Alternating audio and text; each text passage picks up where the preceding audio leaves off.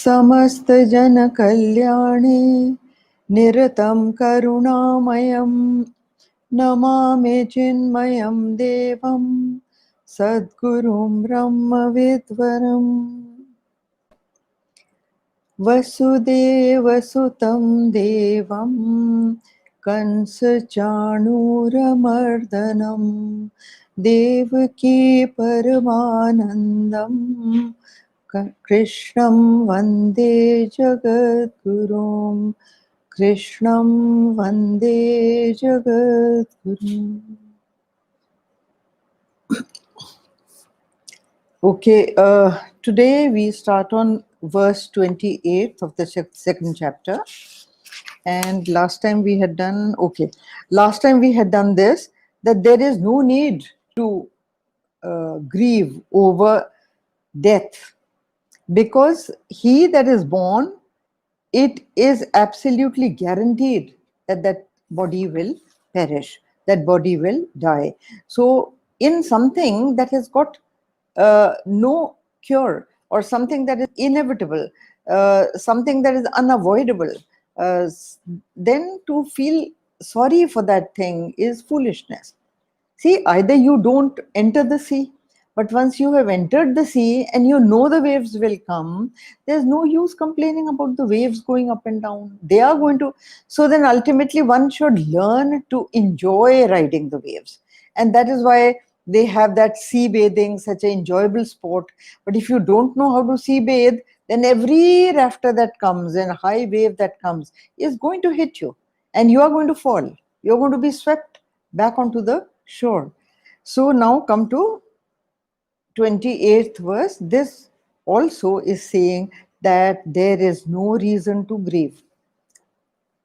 Avyaktadini bhutani vyaktamadhyani bharata avyakta nidhananyeva tatra ka paridevana.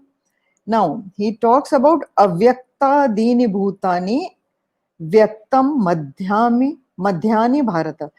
It says, see, beings are experienced to be unmanifest in their beginning, are seen to be not manifest in their middle state, O Bharata, and are noticed to be unmanifest again in their end.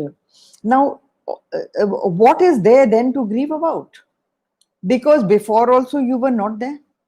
Later on also you are not going to be there. You seem to be there in the middle. Now that seeming definitely is illusory, because look what he says. Now notice the words. Beings are experienced to be unmanifest in their beginning. So experience means that you are sure that they are not there. Also that they are noticed to be unmanifest in their end. That also you know for sure. And in the middle, Madhyani Vyakta Madhyani Bharata, in the middle, he says that their manifestation, he says, is seen to be. That means you see it. But as I said, that all that you see may not be true. So he says, seen to be manifest in their middle, O Bharata, and noticed to be unmanifest again in their end. What is there then to grieve about? So the person is going from his home back to his home. He was a traveler in between. And so then, what are you feeling upset about? Because he was in any case here passing through, going through. It does not become his home. You know, there was this traveler, there was a traveler passing through a forest. And there he saw a saint who was living in a very small cottage, very meager means. And he had just a little bit of a bed there on which he used to sleep. And there was nothing else. So this man said that, it's very, very strange that you don't have anything over here. So he said, even you don't have. So he said, oh, I don't have because I am a traveler. So he said, yeah, even I am a traveler. You see, that concept, you must understand that if you came from somewhere and you are going somewhere, you may not know from where you came and where you're going, but for sure you know that you came, and for sure you know that you are going to be going. So so from the unmanifest to the unmanifest, see, avyakta. Avyakta is that which is unmanifest, but it does not say destroyed. It is there, but you cannot see it, you cannot feel it, right? And therefore, even when it is gone, according to you, when it is gone, then also it is avyakta. Avyakta means it is there, but not manifest. It goes from unmanifest to unmanifest. So it is from home to home. His home is from where he came, and he goes back to his home. And Gurudev used to say that is why Hindus say Hari Home. That is Hari Om. He used to joke about it, and he used to say that is why all Hindus say Hari Home. Now, see, he says Avyakta Nidhananyeva. So Nidhan ke baad, that means after they are gone from here, in the end, they are again not visible. When you are here, just think about it. Where were you about, say, 80, 90 years back, or okay, take it 100. Where were you 100 years back? And where will you be 100 years from now? 100 years is too much, as I said. Maybe another 50 years. Where are you going to be after another 50 years? Do you know? So nobody knows, and therefore that is unreal. But understand that since avyakta you were and to avyakta you go, so that is the reality. Your unmanifest self, your pure consciousness, that is the reality that he talks about. Now, from the point of view of the world, man of the world, like Arjun is, he is talking from that point of view, that even if you consider that you are born and then you die, so what are you grieving about? What are you feeling sorry about? You will for sure die. Nobody can stop it. Even the greatest, the most powerful, the most knowledgeable, the most intelligent, anybody you can be, scientist, doctor, politician, whosoever, but that end is going to be there. So why not know that, oh yeah, this is my goal and this is going to happen, so live with it. So from unmanifest to unmanifest, this body is only temporarily available to you, and thereafter it is going to disappear. It shall return to the unknown, it shall return to the five elements. Okay, now here he says, now let's go to the next verse. In this, I would like to give an example of the dream children. There is an essay by Charles Lamb called The Dream Children. And The Dream Children is an essay where this man dreams that he has two small little children and he is telling them a story. And that's a beautiful essay, very, very beautifully written. That he considers those children as an absolute reality. And he keeps telling them the story and they keep listening very intently, as children do. But then after that, the children, when he wakes up, the children, dream children, merge back into the dream and they're not there. Similarly, the children in this life or any other relationship in this life is there, and we know people who were there and they are not there now anymore. So this will happen, it has to happen. And he says that in such a situation, tatra ka paridevana, this second line ends with a question. And the question is that tatra ka paridevana, that what are you grieving about? There is nothing to feel sorry about. Okay. The only truth is the infinite truth. Now comes to the next verse, which is 29, and it is आश्चर्यवत् पश्यति कश्चिदेनम् आश्चर्यवद् वदति तथैव चान्यः आश्चर्यवच्चेनम अन्य शृणोति श्रुत्वाप्येनं वेद न चैव कश्चित्. One sees this as a wonder, another speaks of this as a wonder, another hears of this as a wonder, yet having heard, none understands this at all. Now, this is an interesting thing. Look, he says that one sees this as a wonder. Even if somebody tells you and you can visualize this whole situation, that you come from somewhere and you go to somewhere, nobody knows from where you came and nobody knows to where you're going. So isn't this a wonder? This is a big wonder. Nobody knows.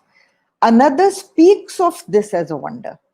So all those who talk about it, like I'm talking just now, they also talk about it as a great wonder. Can you imagine how the child is formed in the womb, how the Lord uses your body, for creatures to be born, not that you do anything about it. Even when you are eating, sleeping, laughing, joking, teaching, doing all kinds of things, who is doing? Your body cannot do a thing. You cannot even lift a finger. No, you can't. So he says that even those who speak about it as a wonder. Another hears of this as a wonder. The word uses ashcharyavat. So he says, even when you hear about it, it's a great wonder. And yet, having heard, none understands this at all. This is even more amazing. That even having heard it, most of the people do not understand it. So that is another great wonder. Now, what is wonder? See, wonder, you are wonderstruck whenever the intellect is not able to interpret what the eyes are seeing, or the ears are hearing, or the nose is smelling, or the mouth is tasting. If you cannot interpret it and the intellect is dumbfounded, then that is called a wonder. So these days people use this word loosely. They say, oh, wonderful, wonderful, right? So, but that is not, the doctors also use that, okay, could you eat something today? Yes. Okay, wonderful. Now that is not wonder. Neither is the doctor wonderstruck, nor is the patient, but they just use it loosely. The actual meaning of the word wonder is when the intellect is stultified and the mind is questioning. The mind is questioning. What is it? How is it? I don't understand it. I have no point of reference. How did it happen? So this is the meaning of the word wonder. So then, see, the reality of the self, if you understand, then there is no reason to grieve at all. You know that it is permanent. It is going to be permanent. It is permanent. Then why are you sorry? For what are you sorry? Are you sorry for the body disappearing? Didn't you know it will disappear? It will disappear. It is a seeming reality, just like a dream, Vedanta says, that whatever you see in the dream is generated by the mind. It came from the mind and it goes back into the mind. So when you wake up and you realize the reality of the dream, that it was not there, do you still cry for the wife who died in the dream? No, you don't. No intelligent man will. When he knows the reality, will you still feel scared of a snake when you have once seen the rope? You've seen the rope, the whole snake disappears. So that it is now here, see, it also says that, okay, so then the goal should be goal. People say, okay, if this is true, then what is all this philosophy about? How are we going to realize? When are we going to realize? It is a distant goal, and who wants to labor so much? You know, all the tapasyas, all the sadhanas, all the disciplines you go through, and maybe once in a lifetime or once in 10 lifetimes you might reach the goal. So would you like to do that? Now that is what a person like you and I will ask, right? But in this, it is not that you will gain supreme peace once the goal is reached. You get it. It is a cash down payment, day to day, just equal to the effort you put in. The amount of effort you put in your sadhana, sincere effort that you put in. It is not that you just listened to a teacher and then went back and kept the book back collecting dust, and after that you forgot it. Nothing is going to happen in that. No gain, no gain at all. Only for the time being that you are listening to the speaker or the teacher, you will feel peace, you feel very nice, you feel happy, and you make a resolve that yes, yes, I am going to do something about it. But those are all like New Year resolves, they all break. But if you are sincere, you make the effort, you're working towards it, then, as I said, there is a cash down payment, day to day, day to day, day to day. That is the reason people continue with their sadhana. Otherwise, they would give it up if there were no results accruing, if there were no benefits coming to them. Why should they do it? People go on attending satsangs, they attend them because they are benefiting from it. So that is the cash down payment that they are getting. And this ultimate bliss is reachable. So any little peace that you get, or any little bliss that you experience, any little equipoise that you are able to master and gain, is an indication to you that there is something waiting and you can achieve it. You can achieve this state of the ultimate reality. Now, see, when you are established in the body, you are established in the mind and intellect. So the idea of a true self, which is beyond all these, is very difficult to understand. That is why he says Ashcharyavat. Because you cannot define yourself without the material things around you. They, or everything that you associate with your identity, are called upadhis in Vedanta. Now, you can define yourself only by the upadhis. If somebody takes away the upadhis from you, you're not able to say who you are. You know, there's this story about Mullah Nasruddin. You must have heard about stories about him. You know, they, all his stories belong to the genre of the absurd. You know, and because they are absurd stories, and you feel this is silly, this is stupid, it is not so stupid as it seems to be. Like, I'll give you one, that Mullah Nasiruddin, went to Baghdad, and he was visiting the streets of Baghdad when he found that they are full of traders and businessmen. Baghdad was a teeming, economically live city, commercially live city at that time. So he thought that let me go and book myself into a traveler's lodge, and I will sleep there the afternoon. And in the evening, when the traders have all gone back, I will visit Baghdad. So he checked into a traveler's lodge. There was another traveler sleeping next to his bed. They were only given a bed to sleep, that's all. So Nasiruddin said to him that, look, friend, this whole place is very crowded. So when I wake up, how will I recognize myself? That who am I? Which one is me? So this traveler, the other one thought that, oh, this is a fool for sure. So just to have fun, he said, let me tie a balloon to your ankle. So when you wake up, you will know with the balloon that this is you. Okay? So he said, yeah, that's a good idea. So he tied that balloon to his ankle. Now, once Nasiruddin went to sleep, this man thought that let me play a prank on him. So he untied the balloon from Nasiruddin's ankle and put it on his own ankle. Okay. Now, when Nasiruddin got up and he saw that balloon, then he said, oh my God, all the time I was thinking I am me, but it is very clear now to me that I am you. So that fellow started laughing. But Nasiruddin said, okay, you are me. So then will you please tell me who am I? Now please understand. See, Nasiruddin could only identify himself with the balloon. Otherwise, he was lost. Similarly, all of us do not identify ourselves with ourselves. We identify ourselves with the upadhis that we have. That is why I gave you the example in one of my talks that if somebody asks you who you are, you give your name. And name is an upadhi, it is not you.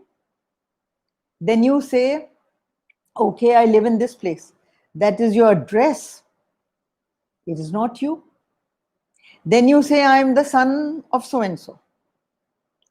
That is your father's name. It is not you. Then you say, okay, this is my education, these are my qualifications. No matter what you say, they are all upadhis with which you are trying to recognize yourself as you, but it is not you. So just like Nasiruddin, have you ever wondered who you are? And that is the Ashcharya.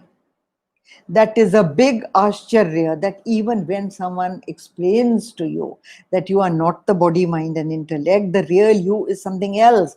You are identifying with the body, mind and intellect. That's not you. Just as I said, you know that verse, Vasansi Jirnani Yatha Vihaya, we had done. So it is like my sari, my cloth, that I say this is mine, but it is not me. So anything that you call yours has to belong to you. It is not you. And the great ashcharya is that you think of it as you. What a strange thing. And even when the teacher explains to you logically, tells you that this is not you, it is an instrument given to you by the Lord, you hear it with ashcharya, you see it with ashcharya, you recognize it and understand it with ashcharya, surprise, that is wonder, but yet you do not understand it. That is what he is saying. See, that this Brahma Vidya, he says that still it is you do not understand it at all. And this statement, as he says, implies the great rarity of Brahma Vidya. See, everybody doesn't even hear it. People do not get to hear it. Let me tell you that those who are listening are very, very fortunate. This is a very rare knowledge. People just live their lives imagining themselves to be the body, mind, and intellect, and they die like that. They never even question their existence. So, those who ever do and question it and want to know it also are very, very rare in the world. Our scriptures say that this is a huge, unique thing, that somebody will even come to listen to such a talk, leave aside understanding it. And those who understand it, those who realize it, they are absolutely very, very extremely unique. Hmm? There are very, very marvelous few who do recognize it. Okay, so then you have these people like Christ, Zoroaster, Buddha, Muhammad, and so many others. They are the realized masters. They have realized, but they are indeed very rare. How many Christs have you got? Or how many Buddhas have you got? Rare. One in centuries you find who even decides to come down. How many Vivekanandas do you have? How many Chinmayanandas do you get? They are extremely rare. But when they come down and to talk with you. Only those can come to listen who have a great backlog of noble deeds. Thanks to this media these days, your technology, that so many people even get to hear. But as he says, that they wonder at this knowledge. Even if they understand it a little, they are still wonderstruck. And there are very few who can live by this knowledge. It is a wonder. See, satsang, that is when you get to know about the truth, that is called sat sang, the company of the truth. That is how it translates. So, even getting to listen to a teacher who's talking about the ultimate reality or the ultimate truth is the result of great noble deeds in your past. Everybody doesn't come there. Have you even tried? Try telling people that come to a Gita talk or come and listen to this great Mahatma who is speaking. They will not come. They will not come. And also, let me tell you, see, you easily believe people like me, who like you. But to understand and have full faith and believe in a great master's words, you think, oh, what do they know? They are sannyasis, their life is different. They'll not understand our problems, right? So you very easily believe me. But to believe a Buddha takes great time, great pains, and people do not even try it.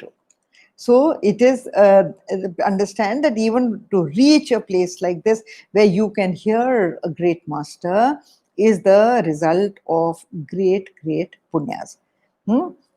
Now, he's saying that those who listen well are by this verse being encouraged to reflect on it. See, he says, yet having heard, none understands this at all. So you hear it with wonder, but you do not reflect on it. So you are supposed to do manan on it. You are supposed to think about it deeply, which people don't. They go from talk to talk, talk to talk, but they do not make the effort to sit peacefully, quietly, early hours of the morning, late evening, even to listen to what they have heard and try to, ruminate on it in their minds. Let's come to the next verse. Dehi, Dehi nityam avadyoyam dehe sarvasya bharata tasmat sarvani bhutani na tvam shochitum arhase. See, even here the same, na tvam shochitum arhase. That means that you should not grieve for anybody. Sarvani bhutani. He's saying, see, tasmat. Tasmat means therefore. So, tasmat sarvani bhutani.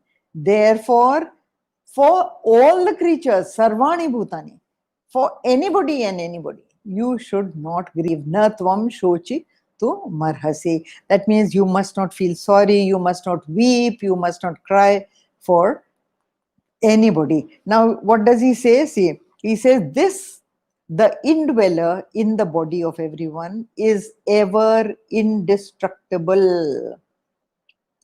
ये देखो, indestructible, it is avadhya. He says avadhyoyam.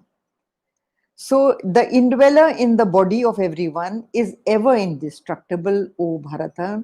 Bharata had explained to you last time. Bha means light and Rat means reveling in.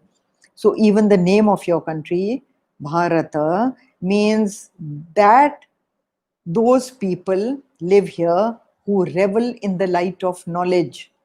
That is the meaning of the beautiful meaning of this country. But here, when he says, O Bharata, it only means that descendant of Bharata. Bharata was an ancestor of Arjuna. So, O Bharata, and therefore you should not grieve for any creature. Now, here, see, it is the same thing as we said, that the bubble breaks, the water remains, the bulb fuses, electricity remains, because dehi, see, when he uses the word dehi, dehi means he who lives inside, the indweller. You cannot see him. He is unmanifest. But he is manifest through his actions. He makes the whole body activated. He makes the mind activated. We all know that this lump of flesh and bones and matter and blood and urine and all cannot talk. So who is talking? Think about it. Who is talking? If one has any sense, one would understand that this lump of flesh can do nothing. So the indweller is he who resides in every cell of your body. But you do not identify with that. You identify, sitting near the Niagara Falls, okay, you identify with the bubble. You fall in love with that bubble. And you go on seeing it. Oh, look at it dancing, beautiful colors, beautiful shape. Look at the light coming out of it, this, that, and the other. And then suddenly it bursts. So when the bubble bursts, then you cry. The foam, the name, the beauty came from water, gone back into water. That is why he's saying over here that the indweller in the body of everyone is ever indestructible. So when the bubble bursts, nothing is gained and nothing is lost. Nothing is lost. It was only water in a different form, and it has again taken its original form. So when someone dies, anyone dies, you should not be grieving for that person. That is why from verse 11 he began Ashocha nan vashochaspam pragnya vadanscha bhashase. I hope you remember that verse. He begins by saying that you do not need to cry for anybody, anything, and you talk like a wise man, but you are foolish if you cry for that which is indestructible. Okay, now then, let us come to the next verse. Swadharma api chavekshya na vikampitumarhasi dharmyadhi yuddha shreyon yata kshatriyasya na vidyate yat kshatriyasya na vidyate. It says, further, looking at thine own duty, thou oughtest not to waver, for there is nothing higher for a kshatriya than a righteous war. Arjun was a kshatriya, and he was running away from his duty. The kshatriya is not by birth. Kshatriya is by temperament. Similarly, Brahmin is not by birth. It is by temperament. See, we'll do it later in detail, but also let me tell you, in the Gita itself, the Lord has said that I have made these 4 varnas, and he uses the caste, the 4 different categories, let me call them. Caste is a much maligned word. So categories. So these 4 categories of human beings he has made according to what he says, guna karma vibhajana. According to gunas and karma. Never does the Lord say that these categories I have formed with birth. He says gunas means the tendencies in the mind of a human being, and the karma. All the karmas that have conditioned his mind and body to act according to what he does. If you see in the early Vedic age, those who have done ancient Indian history, they will know that in the early Vedic age, there was no watertight categorization of any caste. A Brahmin girl would marry a Vaishya girl could marry into a Shudra could marry into a Brahmin. There was no such thing. It was only the temperament of the person that determined his deeds, his dharma, and his caste. Now, when he says Swadharma Mapi Chaveksha, that means looking at your own duty. Now, this word dharma, what is the meaning of the word dharma? I mean, if you go to the Sanskrit dictionary or even the Hindi dictionary, you will have pages and pages and pages describing their word dharma. Dharma. It cannot be loosely translated as religion. Religion is an institutionalized set of ideas and norms created. Dharma is can be used sometimes as religion, but that is not the only meaning of dharma. The main meaning of dharma is that which is on which its existence depends. Like, for instance, let me give you an example of sugar. The essential quality of sugar is sweetness. So sweetness is the dharma of sugar. Supposing you form anything with anything, supposing you form salt, crystals, square crystals, looking like sugar, translucent, they look exactly like sugar. But if they do not taste like sugar, you cannot call it sugar. So sugar's essential dharma is sweetness. When he says over here that swadharma, swa means your own. What is your own? He's addressing Arjun. Arjun was a prince, he was a warrior, he was trained to kill, he was trained to win, he was trained to acquire and kingdoms, he was trained to be a ruler. So he says, according to your dharma, you are not doing your duty. See, looking at thine own duty, thou oughtest not to waver. A Kshatriya is not supposed to run away from the battlefield. That is the worst thing that a soldier can do. The worst thing, because he is called a deserter, looked down by his own colleagues. He is looked down by anybody in the world because he has run away from his duty. So any man on whom the society depends, see, on Kshatriyas the society depends. Kshatriyas are known to stand up for righteousness. They stand up to defend the weak and the vulnerable. They protect society, they protect their country. Now, somebody whom you depend on to protect you, if he runs away, what a shame it's going to be, isn't it? So here he says that further looking at thine own duty, thou oughtest not to waver. He is telling Arjun that how can you be so shameful that you run away from your duty, and you have to protect the people.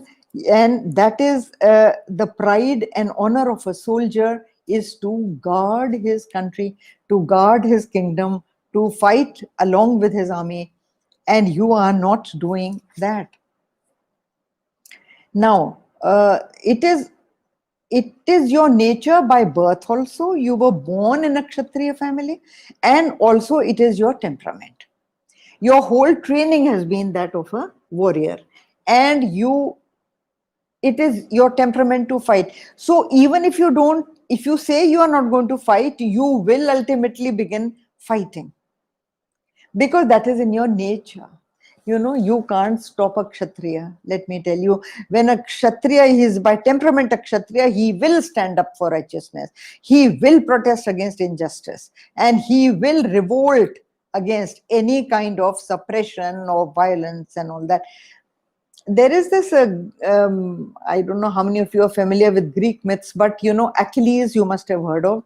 Achilles, the great soldier of the Trojan War, the greatest hero of the Trojan War.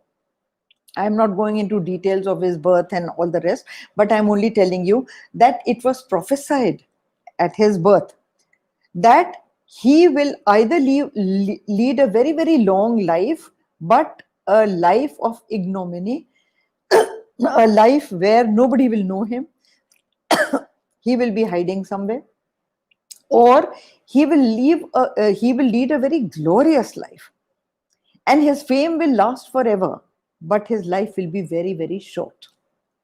So his mother Thetis, being a mother as she was, she said, no matter what it is, I want my son to live. I don't want him to die young. So Thetis asked the gods for a boon, and the gods said that you dip him in a river of sticks of immortality, so his whole body will become immortal. That she did, but again she was scared that supposing then somebody will kill him now. So still somebody will kill him. So she went and hid him in the inner chambers of a palace where the women used to live, princesses used to live. So Achilles started living there along with the princesses, dressed as a princess. Now, when the Trojan War took place, there was a hunt for Achilles because he was a great fighter. And Odysseus went in search of him. Odysseus got to know that he is hiding somewhere in this palace. So, you know what he did to search for him? He dressed up as a as one of these hawkers who sell these women trinkets, earrings and something to wear in the neck and bangles and all that. And he got permission to enter the queen's chambers and where the princesses lived. So he went there. While all the princesses were giggling and laughing and talking and selecting bangles and this and that, this Odysseus, he suddenly took out a sword and said, I'm going to kill each one of you, and he threatened them. And all the girls ran away from there out of fright. But Achilles, he picked up a sword and he said, I will challenge you and I will fight you. Now, see, this is the inborn trait of a fighter. So he was suddenly recognized as Achilles and not a princess. So the inner temperament of Arjuna is that of a warrior. And that is what Krishna is telling him, that you cannot hide yourself and you will not be able to stop yourself. You are saying that you will not fight, but ultimately your temperament will make you get up and will make you fight. You will not be able to help yourself. So why don't you now decently and properly get up and start fighting? Do your duty. Do that duty. And so this kind of when he says Kshatriya, please don't think of it as the decadent caste system which it has become today. Think of it as Guna Karma Vibhajaya, that Krishna has said in the Gita earlier. And then, so it is his duty not to waver, but to fight. And he says this is a glorious chance given to a Kshatriya if he gets that chance to defend his country, to defend his people. Everybody does not get this chance. Only very lucky few get this chance to defend their country and to fight a war. I know people, even in the Indian Army, who have retired. And when a war takes place, instead of running away and saying, oh, thank God I'm retired and I don't have to go and die over there, I have heard the true Kshatriyas saying that I will re-enroll and I will fight the war along with the army. Doesn't matter if I have retired. Even if I die, it doesn't matter, because it is a glorious duty. It is a duty to be proud of. It is a duty to be honorable.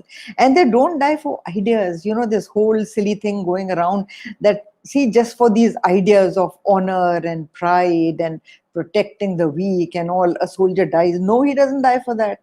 He dies so that you may live peacefully in your home and you may be able to live secure, that your family should be able to live a decent life without fear. And for that, he gives up his life. They are the most honorable people.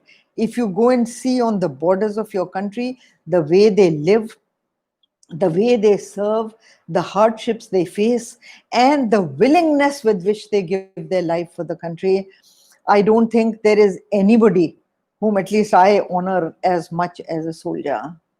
They are amazing. They go through so many hardships and all for us.